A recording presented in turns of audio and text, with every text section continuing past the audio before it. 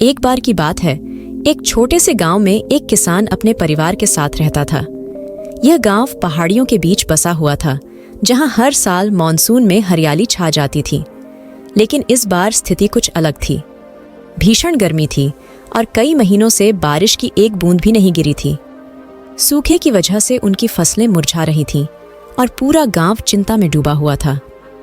हर कोई बारिश का बेसब्री से इंतजार कर रहा था, लेकिन मौसम ने किसी की सुनवाई नहीं की। गांव के लोग धीरे धीरे उम्मीद खोने लगे थे। किसान भी बहुत परेशान था। उसकी फसलें सूख चुकी थीं, घर में खाने के लाले पड़ने लगे थे और परिवार की स्थिति दिन ब दिन खराब होती जा रही थी। एक दिन गांव के सभी लोगों ने मिलकर प्रार्थना करने का निर्णय लिया।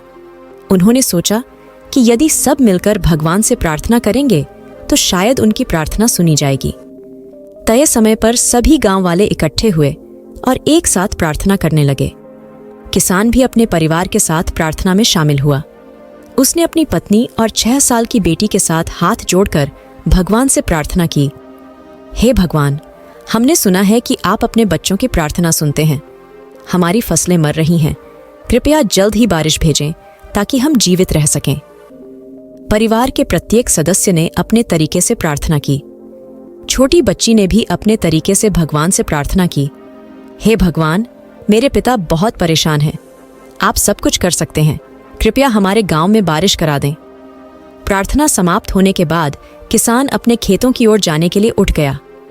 उसकी बेटी ने उससे पूछा, पिताजी, आप कहाँ जा रहे हैं? किसान ने उत्तर दिया, मैं खेत में कुछ काम करने जा रहा हूं।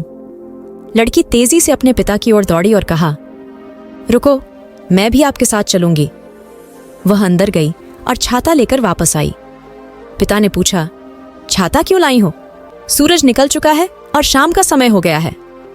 छोटी लड़की ने मुस्कुराते हुए जवाब दिया, पिताजी, हमने अभी भगवान से बारिश के लिए प्रार्थना की है। अगर हम बिना छाते के जाएंगे तो बारिश होने पर भीग जाएंगे।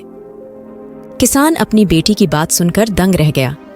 उसने आसमान की ओर देखा, जो साफ था और बादल या बारिश का कोई संकेत नहीं था। फिर उसने अपनी बेटी के मासूम चेहरे को देखा और उसी क्षण उसे अपने अंदर एक आवाज महसूस हुई। वह आवाज कह रही थी, प्रार्थना करना अच्छी बात है, लेकिन उससे भी अधिक महत्वपूर्ण यह विश्वास करना है कि आपकी प्रार्थना स्वीकार की जाएगी और उसके अनुसार कार्य करना।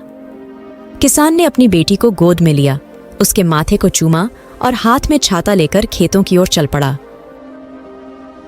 उस रात ऐसी जोरदार बारिश हुई जैसी पहले कभी नहीं हुई थी। गांव के सभी लोग खुश थे और उन्होंने भगवान का धन्यवाद किया। किसान और उसकी छोटी बेटी की कहानी हमें हमारे जीवन में विश्वास का एक महत्वपूर्ण सबक सिखाती है। जब भी हम कठिन समय या प्रतिकूल परिस्थितियों से गुजरते हैं तो हमारा विश्वास डगमगाने लगता है और हम निराश हो जाते हैं।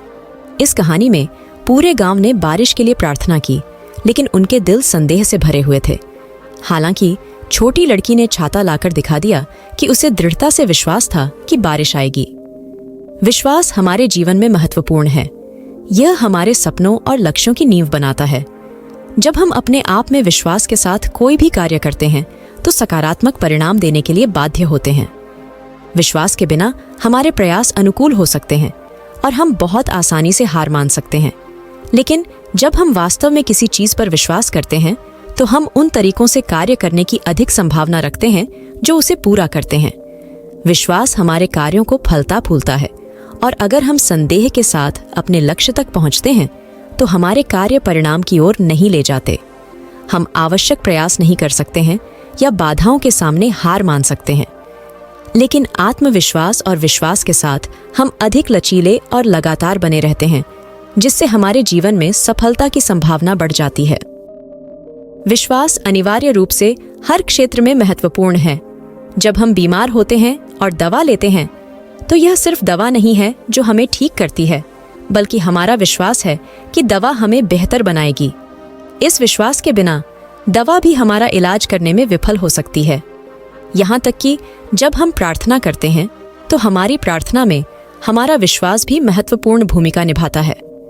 जब हम दृढ़ विश्वास के साथ प्रार्थना करते हैं तो चीजें हमारी इच्छा के अनुसार बदलने लगती हैं।